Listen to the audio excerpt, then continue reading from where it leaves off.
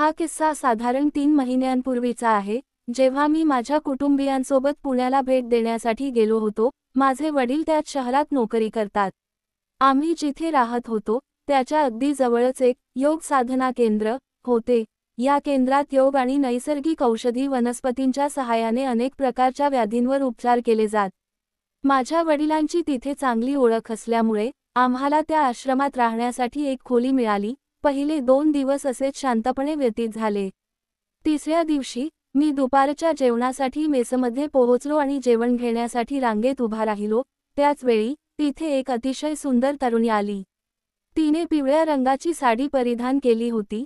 तिचा वर्ण एकदम गोरा होता आणि तिची अंदाजित वयोमर्यादा 25 ते 26 वर्षांदरम्यान असावी. तिचे व्यक्तिमत्व आकर्षक होते. अरे काय होती ती एकदम फटाका. मला तिला पाहताच तिचे वेड लागले.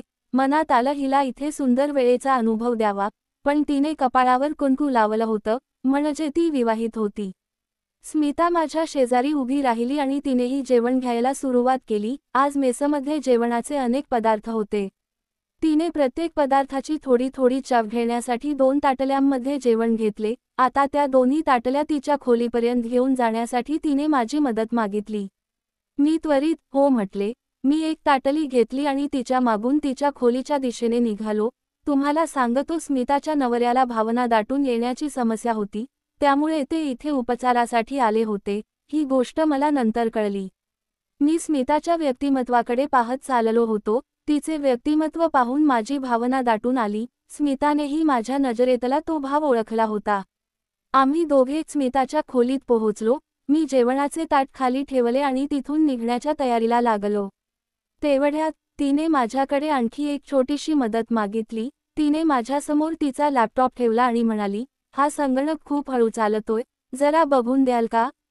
मी लॅपटॉप तपासला तेव्हा माझ्या लक्षात आले की तो अपडेट केलेला नव्हता. शिवाय त्यात काही व्हायरस देखील होते. स्मिता बाथरूममध्ये गेली आणि मी लॅपटॉपची तपासणी करू लागलो. मी तपासणी करत असताना मला त्यामध्ये एक फोल्डर दिसले, जे पूर्णपणे त्या व्हिडिओ मी भरलेलं होतं. मी ते पाहत होतो.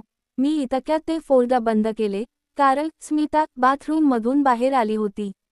तिने मला विचारले, लॅपटॉपमध्ये नक्की काय समस्या आहे? मी त्यांना तांत्रिक अडचण समजावली आणि म्हणालो, जेवण झाल्यानंतर मी याला व्यवस्थित दुरुस्त करतो. तिनेही ठीक आहे असे म्हणून माझी विनंती मान्य केली.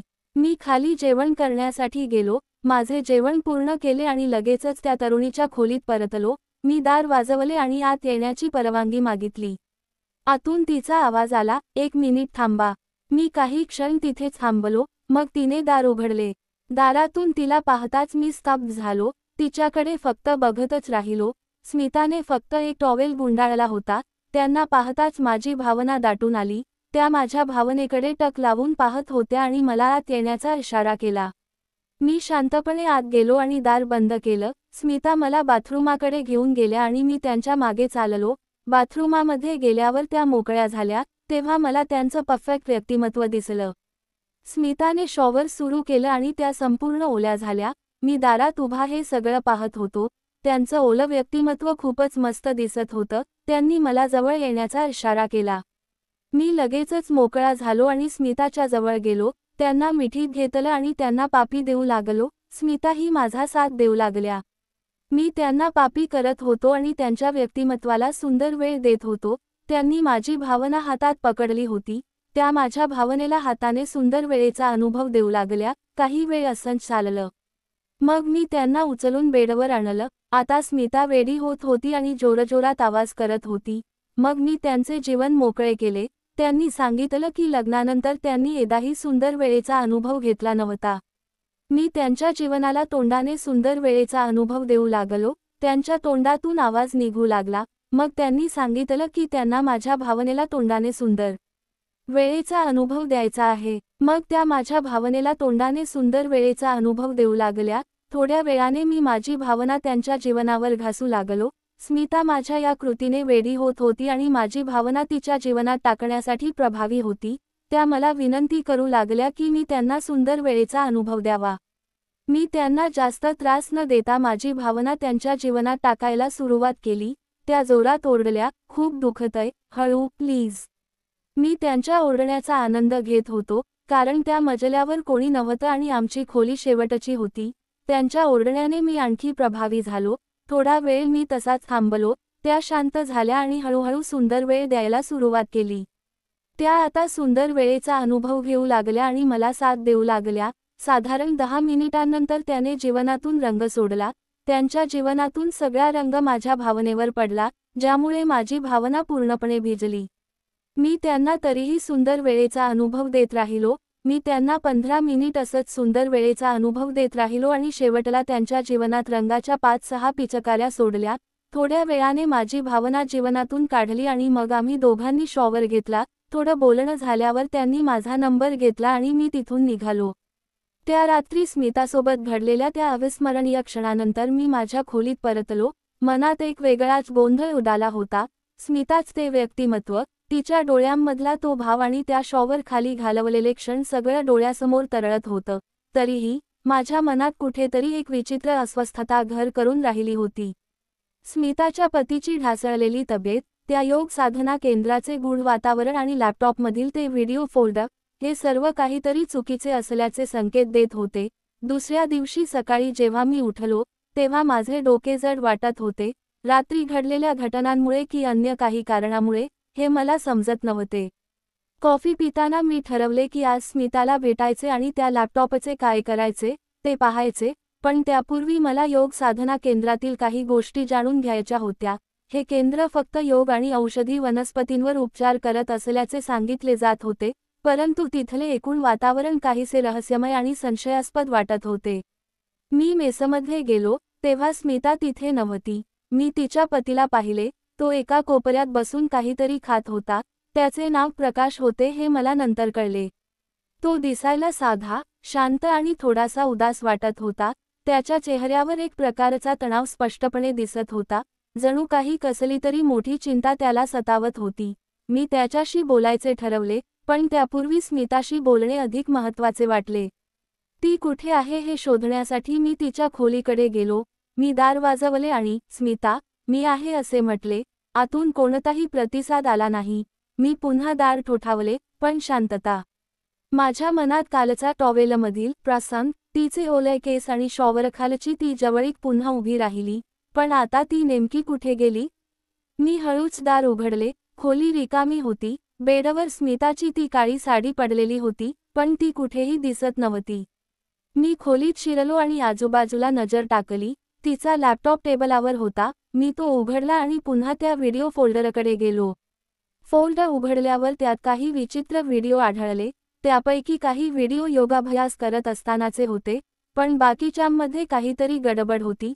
काही व्हिडिओमध्ये लोक अंधारात काहीतरी रिच्युअल्स करत असल्याचे दिसत होते. ते विधी योगाभ्यासापेक्षा अधिक काहीतरी भयानक आणि गूढ वाटत होते. स्मिता यात सहभागी आहे की तिला याबद्दल काहीच माहिती नाही, हे मला कळेनासे झाले होते. इतक्यात मागून मला कोणाचा तरी आवाज आला, "तू इथे काय करत आहेस?" मी दचकून मागे वळून पाहिले, तर स्मिताचा पती दारात उभा होता. त्याच्या चेहऱ्यावर राग आणि संशयाची भावना स्पष्ट दिसत होती. मी घाईघाईने लॅपटॉप बंद केला आणि अडखळत बोललो, स्मिताने हा लॅपटॉप दुरुस्त करायला सांगितला होता. पण त्याच्या डोळ्यांतील संशय कमी झाला नाही. तो पुढे आला आणि म्हणाला, "स्मिता सकाळी लवकरच निघून गेली आहे. ती कुठे आहे, हे मलाही माहीत नाही." त्याचे बोलणे ऐकून मला धक्का बसला. स्मिता कुठे गेली आणि का? मी प्रकाशला विचारले, "तिला काही त्रास होता का?" तो थोडा वेळ थांबला आणि म्हणाला, "तिला इथे यायचे नव्हतेच, पण माझ्या आजारामुळे ती आली. मात्र कालपासून ती खूप विचित्र वागत होती." त्याच्या बोलण्यातून मला जाणवले की त्याला स्मिताच्या वागणुकीबद्दल काहीतरी शंका आहे, पण त्याने जास्त काही सांगितले नाही. मी त्या खोलीतून बाहेर पडलो आणि योग साधना केंद्राच्या मॅनेजरला भेटायचं ठरवलं. त्यांचे नाव योगीराज होते आणि ते खूप शांत पण रहस्यमय व्यक्ती होते. मी त्यांना स्मिताबाबत विचारले, पण त्यांनी फक्त हसून सांगितले, "ती ठीक आहे. ती एका खास योग साधनेच्या कोर्ससाठी बाहेर गेली आहे." पण त्यांच्या हसण्यामागे काहीतरी लपलेले आहे, असे मला जाणवले. दिवसभर मी स्मिताचा शोध घेत होतो. तिचा फोन बंद होता आणि कोणीच तिच्याबद्दल स्पष्टपणे बोलत नव्हते. रात्री मी पुन्हा तिच्या खोलीत गेलो. तिचा लॅपटॉप अजूनही तिथेच होता. मी तो पुन्हा उघडला आणि त्या व्हिडिओ फोल्डरमधील सर्व व्हिडिओ पाहायला सुरुवात केली. त्यातील काही व्हिडिओ इतके भयानक होते की माझ्या अंगावर काटा आला। त्यात काही लोक रात्रीच्या वेळी जंगलात काहीतरी रिच्युअल्स करत होते आणि विशेष म्हणजे त्यात स्मिताही दिसली। ती त्या गटात सामील होती आणि तिच्या चेहऱ्यावर एक विचित्र भाव होता, जणू काही ती स्वतःच्या इच्छेने तिथे नव्हती। मी लॅपटॉप बंद केला आणि माझ्या खोलीकडे धावलो, माझे हृदय जोरजोरात धडधडत होते।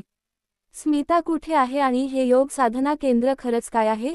मी ठरवले की दुसऱ्या दिवशी सकाळी मी योगीराजांना याबद्दल थेट विचारणार, पण त्या रात्री मला अजिबात झोप लागली नाही। माझ्या डोळ्यासमोर स्मिताचे ते ओले आणि आकर्षक रूप आणि त्या व्हिडिओमधील भयानक स्मिता, या दोन प्रतिमा सतत येत होत्या। दुसऱ्या दिवशी सकाळी मी योगीराजांना भेटायला गेलो, पण त्यांनी मला स्पष्ट उत्तर दिले नाही। स्मिता सुरक्षित आहे, ती आमच्या खास साधनेचा एक भाग आहे, असे ते म्हणाले। मात्र त्यांच्या बोलण्यातून मला जाणवले की ते माझ्यापासून काहीतरी लपवत आहेत। मी पुन्हा प्रकाशला भेटलो, तो आता पूर्वीपेक्षा अधिक चिंतेत दिसत होता।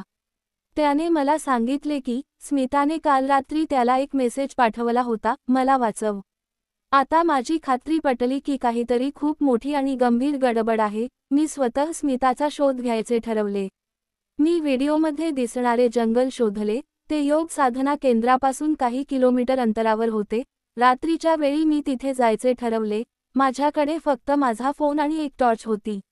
मी जंगलात पोहोचलो, तेव्हा तिथे एक विचित्र शांतता पसरलेली होती। अचानक मला काही आवाज ऐकू आले, मी टॉर्च लावला आणि पुढे गेलो। तिथे एक मोठा गट जमलेला होता आणि त्यांच्या मध्यभागी स्मिता उभी होती। ती एका सर्कलमध्ये होती आणि तिच्या आजूबाजूचे लोक काहीतरी मंत्रोच्चार करत होते। तिच्या चेहऱ्यावर भीती स्पष्ट दिसत होती। मी तिच्या जवळ जाण्याचा प्रयत्न करत असतानाच अचानक कोणीतरी माझ्या डोक्यावर जोराने मारले आणि मी बेशुद्ध झालो। जेव्हा मला शुद्ध आली, तेव्हा मी एका अंधाऱ्या खोलीत होतो, माझे हातपाय दोरीने बांधलेले होते। समोर स्मिता उभी होती, पण तिच्या चेहऱ्यावर आता पूर्वीचे ते मादक स्मित नव्हते, ती गंभीर दिसत होती। तिने मला फक्त एकच वाक्य सांगितले, तू खूप चुकीच्या जागी आलास। आणि त्यानंतर ती खोलीतून बाहेर निघून गेली। दार बंद झाले आणि मला एक विचित्र आवाज ऐकू आला, जणू कोणीतरी माझ्या दिशेने येत होते। माझ्या मनात भीतीचा संचार झाला। मी आजूबाजूला पाहिले, पण अंधार इतका दाट होता की काहीच दिसत नव्हते। माझ्या मनात विचारांचा गोंधळ उडाला, स्मिता खरंच कोण आहे? ती मला फसवून इथे घेऊन आली होती का? आणि हे योग साधना केंद्र नक्की कोणते रहस्य लपवत आहे? अचानक दाराचा कर्कश आवाज झाला आणि दार उघडले गेले। एक उंच माणूस आत शिरला, त्याच्या हातात टॉर्च होती। त्याने टॉर्चचा प्रकाश माझ्या चेहऱ्यावर टाकला आणि माझे डोळे दिपून गेले। कोण आहेस तू आणि इथे काय करतोयस? त्याचा आवाज खणखणीत होता, पण त्यात एक प्रकारची भीती दडलेली होती। मी खूप घाबरलो होतो, पण मी शांत राहण्याचा प्रयत्न केला। मी स्मिताला शोधायला आलो होतो, मी अडखळत बोललो, ती इथे होती आणि मला तिने मदतीचा मेसेज पाठवला होता। तो माणूस हसला, त्याचे हसणे मला अजिबात आवडले नाही। तो म्हणाला, स्मिता, ती तुझी भेट घ्यायला इथे येणार नाही। तू जे पाहिलेस ते तुला पाहायला नको होते। त्याने टॉर्च खाली केली आणि आता मला त्याचा चेहरा स्पष्ट दिसला। तो योग साधना केंद्राचा प्रमुख योगीराज होता। तो नेहमी शांत आणि रहस्यमय वाटायचा, पण आता त्याच्या डोळ्यांत एक वेगळीच चमक होती, जशी एखाद्या शिकाऱ्याची असावी। तुला काय हवे आहे आणि स्मिता कुठे आहे? मी हिम्मत करून विचारले। त्याने माझ्याकडे पाहिले आणि म्हणाला, स्मिता आमच्या साधनेचा एक भाग आहे आणि तू आता त्या साधनेचा हिस्सा बनला आहेस। त्याच्या बोलण्याने माझ्या पोटात भीतीचा गोळा आला। ही कसली साधना आणि मी यात कसा अडकलो? मी त्याला काही विचारणार, तेवढ्यात त्याने मला थांबवले। जास्त प्रश्न विचारू नकोस, तुझ्यासाठी जे ठरले आहे ते होणारच। त्याने मला उठवले आणि माझ्या हातापायांचे दोर सोडले, पण त्याने माझ्या हाताला घट्ट पकडले आणि मला खोलीबाहेर घेऊन गेला। बाहेर अंधार होता, पण काही मशाली पेटवलेल्या होत्या। मी पाहिले, तेव्हा तिथे एक मोठे वर्तुळ होते, ज्याच्या मध्यभागी एक विचित्र मूर्ती ठेवलेली होती। ती मूर्ती काहीशी भयानक दिसत होती, जणू काही ती जिवंत आहे असे वाटत होते। आणि त्या वर्तुळात स्मिता उभी होती, तिच्या डोळ्यांत भीती आणि असहायता दिसत होती। स्मिता, मी ओरडलो, पण योगीराजांनी मला थापट मारली, शांत रहा। त्यांनी मला एका खुर्चीवर बसवले आणि माझे हात पुन्हा बांधले। स्मिताने माझ्याकडे पाहिले आणि तिच्या डोळ्यांतून अश्रू वाहत होते। मला माफ कर, ती हळूच म्हणाली। मला काहीच कळत नव्हते, ती मला माफ का करत होती? आणि हे सगळे काय चालले होते? योगीराजांनी एक मोठा मंत्र सुरू केला, त्यांच्यासोबत इतर काही लोकही मंत्र म्हणत होते. त्या मंत्रांचा आवाज इतका भयानक होता की माझ्या अंगावर शहारे आले. स्मिताला त्या वर्तुळातून बाहेर काढण्यात आले आणि तिला एका दगडी टेबलावर झोपवले. मला वाटले, आता काहीतरी भयंकर घडणार आहे. मी ओरडण्यासाठी तोंड उघडले, पण कोणीतरी माझ्या तोंडावर रुमाल ठेवला आणि मी पुन्हा बेशुद्ध झालो. जेव्हा मला शुद्ध आली, तेव्हा मी पुन्हा त्याच अंधाऱ्या खोलीत होतो, पण यावेळी माझे हातपाय मोकळे होते. मी उठलो आणि दाराकडे धावलो. दार अर्धवट उघडलेले होते. मी बाहेर पडलो आणि पाहिले, तर मी योग साधना केंद्राच्या मागील बाजूस होतो. रात्रीची वेळ होती आणि जंगलात एक भयानक शांतता पसरलेली होती. मी माझा फोन बाहेर काढला, पण त्याला सिग्नल नव्हता. मी जंगलातून सैरावैरा धावत सुटलो. मला स्मिताला शोधायचे होते. ती त्या विधीमध्ये होती आणि तिला नक्कीच मदत हवी होती, पण मी कितीही धावलो, तरी मला ती सापडली नाही. शेवटी, मी योग साधना केंद्राच्या मुख्य इमारतीकडे परतलो. तिथे सगळीकडे शांतता होती, जणू काहीच घडले नव्हते. मी माझ्या खोलीत गेलो आणि माझे सामान घेऊन तिथून लगेच निघून जायचे ठरवले, पण माझ्या खोलीत एक चिठ्ठी होती. त्यावर लिहिले होते, स्मिता तुझी वाट पाहत आहे, पण तू तिला शोधण्याचा प्रयत्न केलास, तर तुझा जीव धोक्यात येईल. चिठ्ठीखाली स्मिताचा एक फोटो होता, ज्यामध्ये ती त्या भयानक मूर्तीसमोर उभी होती. तिच्या चेहऱ्यावर एक विचित्र हास्य होते, जणू ती आता ती स्मिता नव्हती. मी ती चिठ्ठी आणि फोटो घेऊन खाली मेसमध्ये गेलो. तिथे प्रकाश बसला होता. मी त्याला सगळी हकीकत सांगितली. तो शांतपणे ऐकत होता, पण त्याच्या चेहऱ्यावर एक वेगळाच भाव होता. स्मिता मला सांगत होती की ती तुझ्याबरोबर सुंदर वेळेचा अनुभव घेत होती. तो म्हणाला, पण ती तुझ्याशी खेळत होती. ती या साधनेच्या गटाची प्रमुख आहे. मला जबरदस्त धक्का बसला. स्मिता त्या गटाची प्रमुख? मग ती मला का फसवत होती? आणि त्या रात्रीच्या सुंदर वेळेच्या अनुभवाबद्दल काय? मी प्रकाशला विचारले, मग तू इथे कशासाठी आहेस? आणि तुझा आजार? तो हसला आणि म्हणाला, माझा आजार खोटा आहे. मी फक्त स्मिताला इथे आणण्यासाठी आलो होतो, पण आता तू यात अडकलास. मला काय बोलावे हे कळेना. स्मिता, प्रकाश, योगीराज, हे सगळेजण मला फसवत होते का? की यात अजून काही मोठे रहस्य दडलेले होते? मी ठरवले की मला स्मिताचा शोध घ्यायचाच आहे, पण त्या रात्री मी केंद्रातून निघालो आणि पुण्यातील माझ्या घरी परतलो, पण स्मिताचा तो फोटो आणि ती चिठ्ठी माझ्या मनातून जात नव्हती. काही दिवसांनी मला एका अनोळखी नंबरवरून मेसेज आला, तू नशीबवान आहेस की तू तिथून निघालास, पण स्मिता अजूनही तुझी वाट पाहत आहे. या मेसेजसोबत एक व्हिडिओ होता. मी तो उघडला आणि त्यात स्मिता त्याच मूर्तीसमोर नाचत होती. तिच्या चेहऱ्यावर तेच मोहक हास्य होते, पण तिच्या डोळ्यात एक भयानक चमक होती. आणि मग व्हिडिओच्या शेवटी एक आवाज आला. माझा उल्लेख करत, तू परत येशील, कारण तुला स्मिताचे रहस्य जाणून घ्यायचे आहे. त्या रात्री मला आलेला तो मेसेज आणि व्हिडिओ माझ्या मनातून जात नव्हता. स्मिताचा तो भयानक नृत्य, तिच्या डोळ्यांतील ती चमक आणि व्हिडिओच्या शेवटी माझा उल्लेख करणारा तो गूढ आवाज यामुळे माझ्या अंगावर काटा आला होता. मी पुण्यातील माझ्या घरी परतलो होतो, पण माझे मन अजूनही त्या योग साधना केंद्रातच अडकले होते. स्मिता खरंच कोण आहे? ती मला का फसवू पाहत होती? आणि तो गट काय लपवत होता? मी माझा फोन पुन्हा तपासला. तो मेसेज अनोळखी नंबरवरून आला होता आणि आता तो नंबर बंद होता. मी तो व्हिडिओ पुन्हा पाहिला. स्मिता त्या भयानक मूर्तीसमोर नाचत होती आणि तिच्या मागे काही माणसे मंत्र म्हणत होती, पण यावेळी मला व्हिडिओत काहीतरी नवीन दिसले. त्या मूर्तीच्या पायथ्याशी एक चिन्ह होते, एक विचित्र त्रिकोण, ज्यामध्ये एक डोळा होता. मला ते चिन्ह कुठेतरी पाहिले आहे, असे वाटले, पण नक्की कुठे, हे आठवेना. दुसऱ्या दिवशी सकाळी मी ठरवले की मला स्मिताचा शोध घ्यायचाच. त्या चिठ्ठीत लिहिले होते की ती माझी वाट पाहत आहे आणि मला त्या रहस्याचा उलगडा करायचा होता. मी माझा एक मित्र, विजय, याला हे सर्व सांगितले. विजय माझा कॉलेजपासूनचा मित्र होता आणि त्याला अशा गूढ गोष्टींमध्ये खूप रस होता. त्याने मला सांगितले, त्या योग साधना केंद्राबद्दल मी काही ऐकले आहे. तिथे काहीतरी विचित्र गोष्टी चालतात, असे म्हणतात. त्या मूर्तीचे चिन्ह तुला कुठे दिसले? त्याने विचारले. मी त्याला त्या त्रिकोण आणि डोळ्याच्या चिन्हाबद्दल सांगितले. तो गंभीर झाला आणि म्हणाला, हे चिन्ह त्रिकोण गट नावाच्या एका गुप्त संघटनेचे आहे. हे लोक काही प्राचीन रिच्युअल्स करतात आणि त्यांच्याबद्दल फार कमी लोकांना माहिती आहे. मला धक्काच बसला. स्मिता अशा गटात सामील आहे आणि त्यांनी मला का लक्ष केले?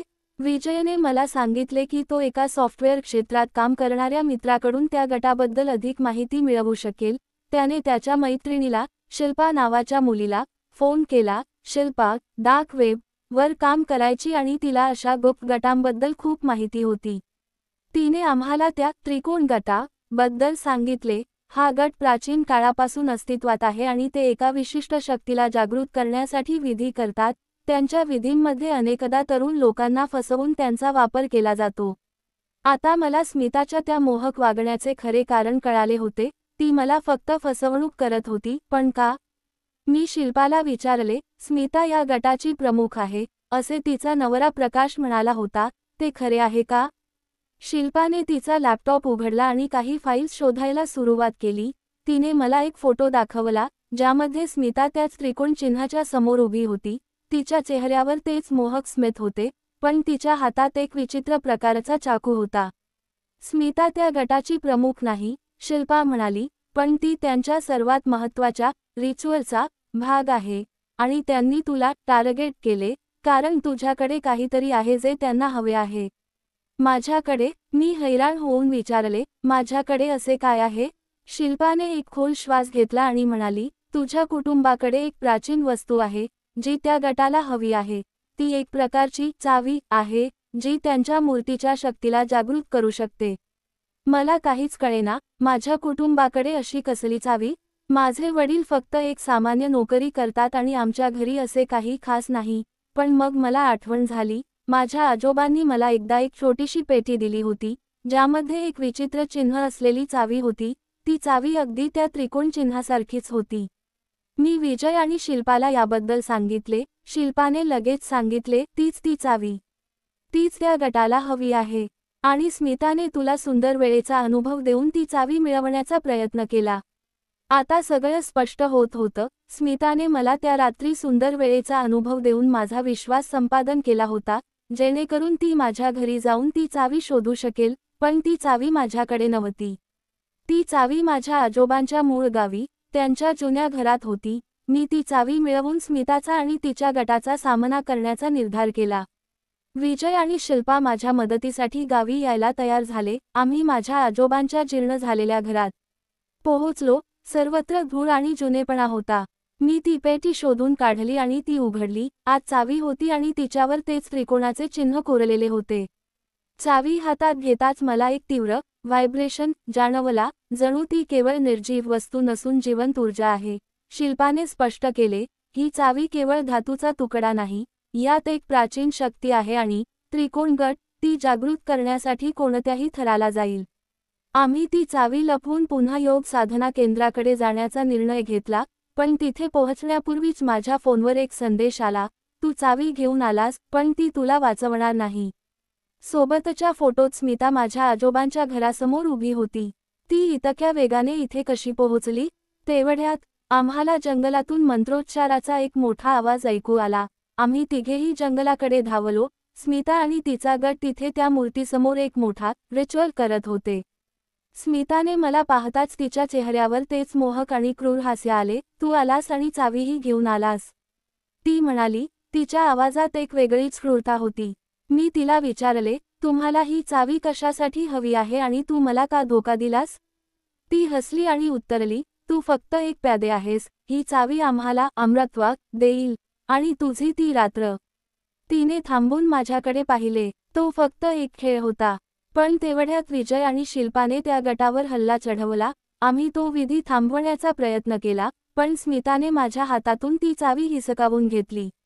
तिने ती चावी मूर्तीच्या पायाशी ठेवली आणि त्याच क्षणी एक प्रचंड तेजस्वी प्रकाश पसरला. मूर्तीच्या डोळ्यांतून एक लालसर चमक बाहेर पडली आणि स्मिताच्या चेहऱ्याचे रूप बदलले. ती आता अजिबात मनुष्यप्राणी वाटत नव्हती. स्मिता, थांब, मी ओरडलो, पण तिने ऐकले नाही. ती मूर्तीच्या जवळ गेली आणि त्या तेजस्वी प्रकाशात ती गायब झाली. सगळं काही शांत झालं. मूर्ती पुन्हा निर्जीव झाली आणि ती चावीही दिसेनाशी झाली. विजय आणि शिल्पा माझ्याकडे धावले. तू ठीक आहेस ना? त्यांनी काळजीने विचारले. पण माझ्या मनात एकच प्रश्न होता, स्मिता कुठे गेली आणि ती चावी नेमकी काय होती? आम्ही तिथून निघालो, पण मला पुन्हा एक संदेश आला, हा खेळ अजून संपलेला नाही, तू मला पुन्हा भेटशील. मेसेजसोबत एक फोटो होता माझ्या पुण्यातील घराचा, आणि त्या फोटोत स्मिताचा चेहरा खिडकीत स्पष्ट दिसत होता. माझ्या पुण्यातील घराच्या खिडकीत स्मिताचा चेहरा पाहिल्यावर माझ्या पायाखालची जमीन सरकली. ती इथे कशी पोहोचली? ती चावी तर मूर्तीच्या चमकेत गायब झाली होती, मग स्मिता माझ्या घरी काय करत होती? माझे हृदय जोरजोरात धडधडत होते. विजय आणि शिल्पा माझ्यासोबत होते, पण त्यांचेही चेहरे भीतीने पांढरे पडले होते. आता काय करायचे? विजयने थरथरत्या आवाजात विचारले. शिल्पाने तिचा लॅपटॉप उघडला आणि म्हणाली, आपल्याला स्मिताचा पाठलाग करायला हवा. ती त्या चावीशिवाय काही करू शकणार नाही, पण आपल्याला सावध राहावे लागेल. त्रिकोण गट खूप धोकादायक आहे.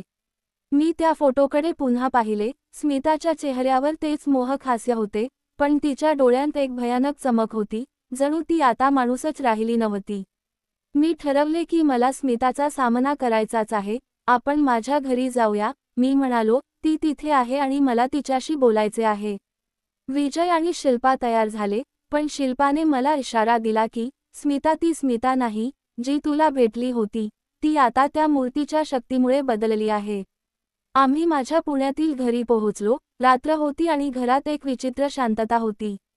मी दार उघडले आणि आत प्रवेश केला. घरात सगळे काही सामान्य दिसत होते, पण कुठेतरी एक विचित्र वास येत होता, जणू काहीतरी जळत आहे. मी हळूच पुढे गेलो आणि माझ्या बेडरूमच्या दिशेने वळलो. तिथे स्मिता खिडकीजवळ उभी होती. तिच्या हातात एक छोटीशी मूर्ती होती. ती मूर्ती जंगलात पाहिलेल्या मूर्तीची लहान आवृत्ती वाटत होती. स्मिता, मी हळूच म्हणालो. तिने वळून माझ्याकडे पाहिले. तिच्या चेहऱ्यावर तेच मोहक हास्य होते, पण तिच्या डोळ्यांत एक भयानक रिकामेपणा होती. तू आलास, ती म्हणाली. तिचा आवाज इतका थंड होता की माझ्या अंगावर शहारे आले. तुला ती चावी हवी होती ना? पण ती आता माझ्याकडे आहे. तिने ती छोटी मूर्ती माझ्याकडे धरली आणि मला दिसले की त्या मूर्तीच्या पायाशी ती त्रिकोण चिन्हाची चावी जडवलेली होती. तू हे का करत आहेस, स्मिता? मी विचारले. त्या रात्री ते सगळं खोटं होतं का? ती हसली आणि तिचे हसणे मला आतून घायाळ करत होते. ती रात्र, ती फक्त तुला जवळ आणण्यासाठी होती. त्रिकोण गटाला तुझी गरज होती आणि मला तुझा विश्वास संपादन करायचा होता. तिच्या बोलण्याने माझे हृदय तुटले, पण मला तीव्र रागही आला. आणि प्रकाश, तोही यात सामील आहे का? मी विचारले. स्मिताने डोळे मिचकावले आणि म्हणाली, प्रकाश फक्त एक प्यादा आहे, तुझ्यासारखाच. त्याला वाटले की तो मला वाचवत आहे, पण तोही फसला. आता मला सगळं स्पष्ट होत होतं. स्मिता आणि त्रिकोण गटाने आम्हा दोघांनाही फसवलं होतं, पण मला अजून एक प्रश्न पडला होता, त्या चावीचे काय? ती कशासाठी आहे? स्मिताने मूर्ती हातात फिरवली आणि म्हणाली, ही चावी त्या मूर्तीच्या शक्तीला जागृत करते. ती शक्ती आम्हाला अमरत्व देईल आणि त्रिकोण गट जगावर राज्य करेल. तिच्या बोलण्याने मला धक्का बसला. ही काही सामान्य साधना नव्हती, तर जगावर नियंत्रण मिळवण्याचा प्रयत्न करणारा एक प्राचीन आणि भयानक गट होता. तेवढ्यात विजय आणि शिल्पा आत शिरले. शिल्पाच्या हातात एक डिव्हाइस होते, जे तिने त्या मूर्तीच्या दिशेने रोखले. स्मिता, ती मूर्ती खाली ठेव, शिल्पा ओरडली. स्मिताने तिच्याकडे पाहिले आणि हसली. तुम्ही मला थांबवू शकत नाही. ही शक्ती आता माझी आहे. तिने ती चावी मूर्तीच्या मध्यभागी टाकली आणि अचानक एक प्रचंड प्रकाश झाला. मला वाटले, आता सगळं संपलं. पण शिल्पाने तिचे उपकरण चालू केले आणि एक विचित्र आवाज निघाला. तो आवाज इतका तीव्र होता की स्मिता ओरडली आणि ती मूर्ती तिच्या हातातून खाली पडली. शिल्पाने मला सांगितले, हा एक विद्युतचुंबकीय स्पंदन आहे, याने त्या मूर्तीची शक्ती कमी होईल. मी धावत पुढे गेलो आणि ती चावी उचलली. स्मिता माझ्याकडे धावली. मी तिला पकडले. तुला हवी ती शक्ती, ती तुला मिळणार नाही, मी ओरडलो आणि ती चावी जमिनीवर आपटली. चावीचे तुकडे झाले आणि त्या मूर्तीतून एक भयानक किंकाळी निघाली. स्मिताही ओरडली आणि तिचा चेहरा बदलत गेला. ती आता ती मोहक स्मिता नव्हती. तिच्या चेहऱ्यावर एक भयानक आकृती दिसत होती, जणू ती त्या मूर्तीचाच भाग होती. अचानक सगळं शांत झालं. मूर्ती तुटली आणि स्मिता जमिनीवर कोसळली. मी तिच्याकडे धावलो, पण ती बेशुद्ध होती. शिल्पाने तिची नाडी तपासली आणि म्हणाली, ती जिवंत आहे, पण ती आता तीच स्मिता नाही. त्या मूर्तीची शक्ती तिच्यात होती आणि आता ती शक्ती नष्ट झाली. आम्ही स्मिताला हॉस्पिटलमध्ये नेले. डॉक्टरांनी सांगितले की ती कोमात आहे आणि ती कधी शुद्धीवर येईल याची खात्री नाही. प्रकाशला आम्ही सगळी हकीकत सांगितली. तो रडत होता आणि त्याने सांगितले की स्मिताला त्रिकोण गटाने फसवलं होतं. ती स्वतःच्या इच्छेने यात सामील नव्हती. तिला त्या मूर्तीच्या शक्तीने नियंत्रित केले होते. पण मला एक गोष्ट खटकत होती. ती चावी तुटली होती, पण त्या मूर्तीच्या तुकड्यांमध्ये अजूनही काहीतरी शक्ती होती. शिल्पाने ते तुकडे एका सुरक्षित ठिकाणी लपवले आणि आम्ही त्रिकोण गटाच्या इतर सदस्यांचा शोध घेण्याचे ठरवले. काही आठवड्यांनंतर मला एक संदेश आला. तुम्हाला वाटले तुमचा विजय झाला? पण हा खेळ अजून संपलेला नाही. मेसेजसोबत त्रिकोण चिन्हाचा एक फोटो होता आणि त्यात एक नवीन चेहरा होता. तो चेहरा मला ओळखीचा वाटला, पण तो कोण होता? मित्रांनो, स्मिताच्या या रहस्याने तुम्हालाही वेड लावले ना? तिच्या त्या भयानक हास्यामागचे सत्य आणि त्रिकोण गटाचा पुढचा प्लॅन जाणून घ्यायचा आहे? मग आता वेळ वाया घालवू नका. तुम्हाला स्मिताच्या या रहस्याचा आणि त्रिकोण गटाच्या पुढील चालीचा उलगडा करायचा असेल, तर आता वेळ घालवू नका. आमच्या चॅनलला त्वरित सबस्क्राईब करा. खाली कमेंट बॉक्समध्ये भाग 2 असे लिहा आणि हा व्हिडिओ लवकरात लवकर 300 लाईक्सपर्यंत पोहोचवा. तुमच्या लाईक्स आणि कमेंट्समुळे स्मिताचा पुढचा धोकादायक खेळ लवकरच तुमच्या भेटीला येईल. तयार आहात का? धन्यवाद.